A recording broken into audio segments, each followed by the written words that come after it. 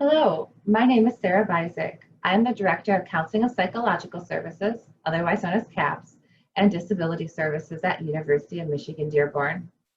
We at CAPS recognize that many of the conversations around student mental health take place outside of CAPS, between students and professors.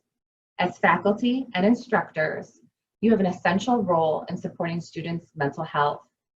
A brief conversation between a student and a faculty member that encourages the student to get help can make all the difference in the world. An instructor who knows the resources on campus and shares that knowledge with a student can be the tipping point for that student to get the help they need.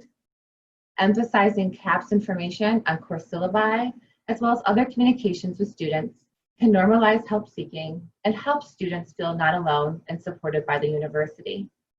These are just a few ways in which you can help. There are countless others as well.